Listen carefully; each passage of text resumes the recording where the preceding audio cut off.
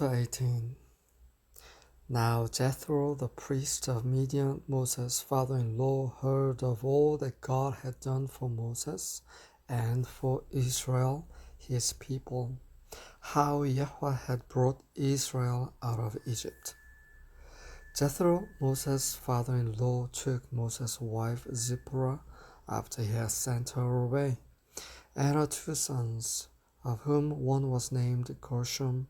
For Moses said, I have been a sojourner in a foreign land. The other was named Eleazar, for he said, The God of my father was my help, and delivered me from the sword of Pharaoh. Then Jethro, Moses' father-in-law, came with his sons and his wife to Moses in the wilderness, where he was camped, at the mount of God. He sent word to Moses, I, your father-in-law Jethro, am coming to you with your wife and her 2 sons with her. Then Moses went out to meet his father-in-law, and he bowed down and kissed him. And they asked each other of their welfare and went into the tent. Moses told his father-in-law all that Yahweh had done to Pharaoh and to the Egyptians for Israel's sake, all the hardship that had befallen them on the journey, and how Yahweh had delivered them. Jethro rejoiced over all the goodness which Yahweh had done to Israel in delivering them from the hand of the Egyptians.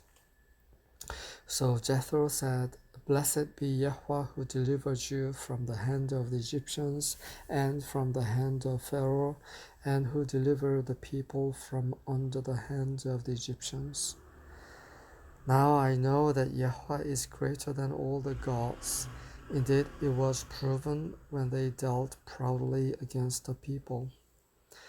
Then Jethro, Moses' father-in-law, took a burnt offering and sacrifices for God, and Aaron came with all the elders of Israel to eat a meal with Moses' father-in-law before God. It came about the next day that Moses sat to judge the people, and the people stood about Moses from the morning until the evening. Now when Moses' father-in-law saw all that he was doing for the people, he said, What is this thing that you are doing for the people?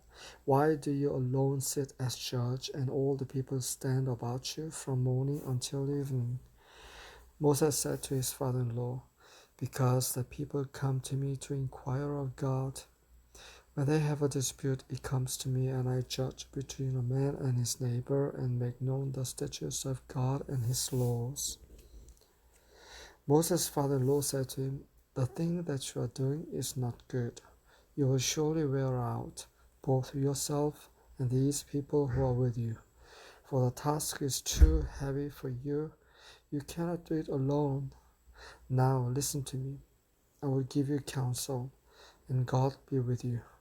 You be the people's representative before God, and you bring the disputes to God. Then teach them the statutes and the laws, and make known to them the way in which they are to walk, and the work they are to do. Furthermore, you shall select out of all the people able men who fear God, men of truth, those who hate dishonest gain, and you shall place these over them as leaders of thousands, of hundreds, of fifties, and of tens. Let them judge the people at all times, and let it be that every major dispute they will bring to you, but every minor dispute they themselves will judge. So it will be easier for you, and they'll bear the burden with you.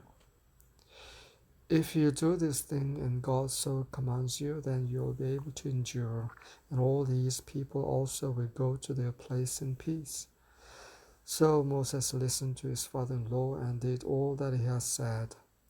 Moses chose able men out of all Israel and made them heads over the people, leaders of thousands, of hundreds, of fifties, and of tens. They judged the people at all times. The difficult dispute they would bring to Moses, but every minor dispute they themselves would judge. Then Moses bade his father-in-law farewell, and he went his way into his own land.